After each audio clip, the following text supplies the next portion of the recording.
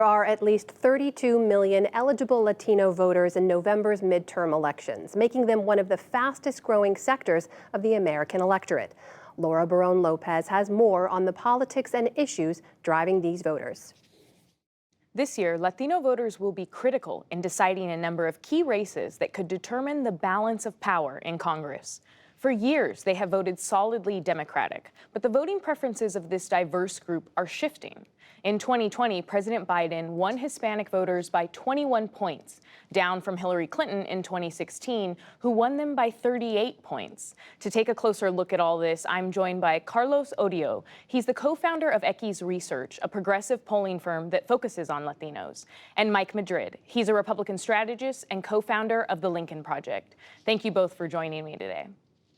Carlos, in 2020, a majority of Latinos voted for Democrats, but Republicans made noticeable gains in Texas, Florida, and at the margins in other swing states like Arizona and Nevada. Equis Research recently wrote that the Latino vote remains stuck in the 2020 moment. What is driving that? That's right. And the shift really, Laura, is if there were 3 in 10 Latino voters who voted for Trump in 2016, it was closer to 4 in 10 in 2020. That seems small, but in this very hyper-polarized electorate where most people have chosen their sides, that ends up feeling seismic.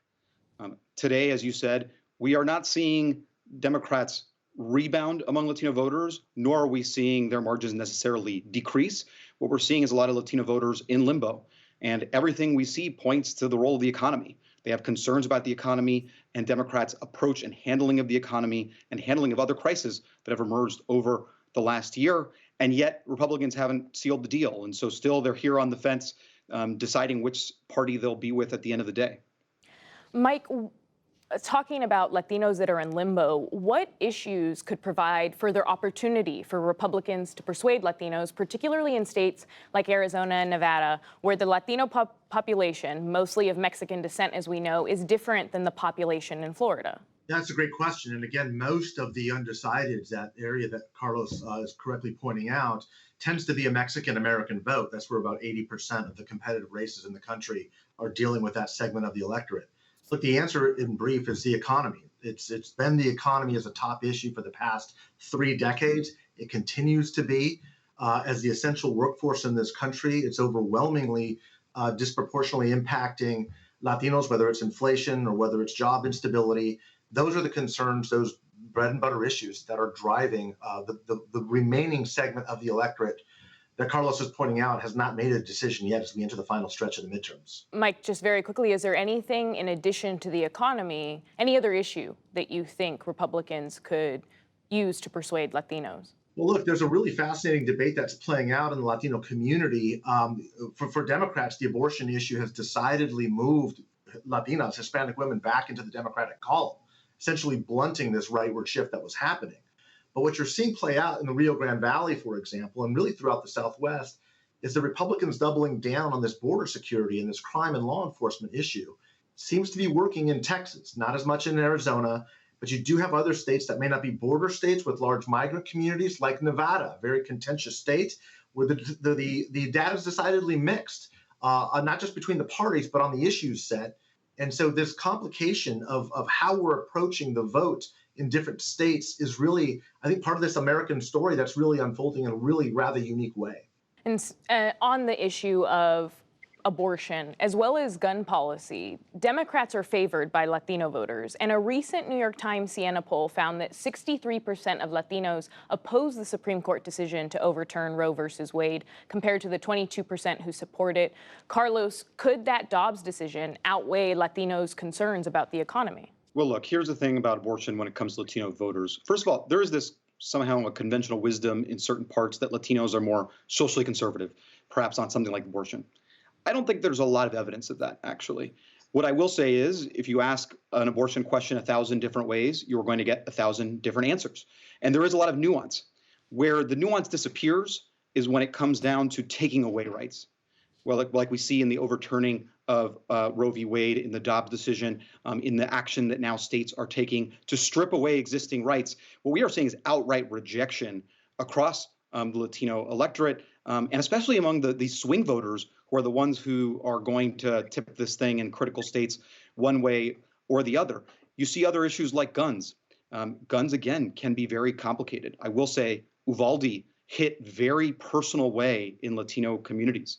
And the importance, the salience of that issue rose to top 3 in most of our states and hasn't gone away. It isn't about, again, the intricacies of policy. At the end of the day, it's about who's going to protect me and my family. And there's a larger narrative there that can be told and that weaves into the economy and how people are thinking about insecurity in this moment. I also want to get to the different facets of the Latino vote. Mike, you've said that generational and gender divides are becoming more pronounced among Latinos.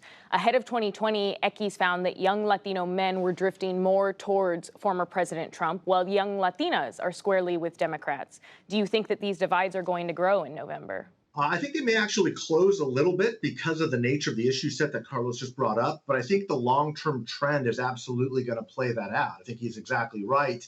Generational divisions have almost always been the largest dividing line between Latino voters. How far we are removed from the immigrant experience says a lot about the way we identify ourselves as Americans with our own Hispanicity and the issue sets that we focus on. But there is also an extraordinarily large gender gap that is getting bigger. It's quite remarkable how big it is. And Latino culture, despite the myth of machismo, we are and oftentimes a very feminized culture. And what I mean by that is we often look to women as leaders politically in our community, whether it's simply as community organizers or this really large number of Latinas elected officials who literally officially take public policy positions on behalf of our community.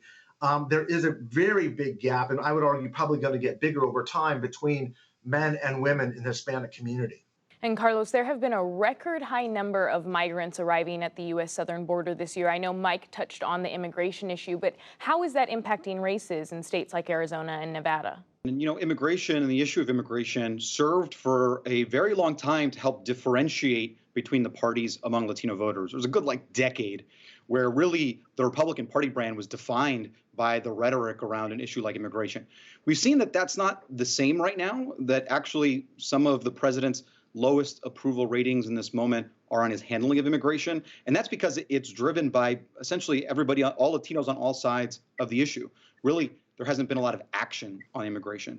And so what you see is, even among a set of Latinos who heavily favor a pathway to citizenship, want to see a humane and orderly system, they do have some concerns about the border, especially the border as it might be depicted in the media, not as a immigration issue, but as a law and order public safety concern. Are we handling yet another crisis that has emerged in the country? And so it is not the issue that it has been for Latinos in past elections. It's not going away. And there are different ways to talk about it. And the ways that, for example, Governor DeSantis is talking about immigration in recent weeks, the actions he has taken, put him squarely on the wrong side of that issue when it comes to Latinos. Because in his case, it's not about problem solving. It's not about public safety and order. It's really about humanity and cruelty and how do we treat those who've come to this country, and what does that mean about the ways that the United States welcomes Latinos, especially those who are fleeing difficult situations. And Carlos, very quickly, I did want to ask you, there's been a lot of anxiety among pollsters about the accuracy of polls given the history of the past few cycles. So are polls of Latinos, which is such a diverse, multifaceted group, actually reliable? Well, that's a good question. And I think the skepticism about polling is obviously it's hard to defend the profession at this point, given the recent track record. And yet polling is a lot like weather reports, right? It is not about the exact accuracy, but directionally understanding the environment, understanding what we're headed into, understanding the range of scenarios that are possible. And so for all of its misses, at this point, the data is still helpful in kind of elucidating what are the concerns of voters, what is on their minds as they're making decisions at this point. It's what leads Mike and I to be talking about the role of the economy, because you see it coming up in poll after poll, in addition to focus groups and conversations that people are having at the doors or on the phones. Carlos Odio, Mike Madrid, thank you for your time.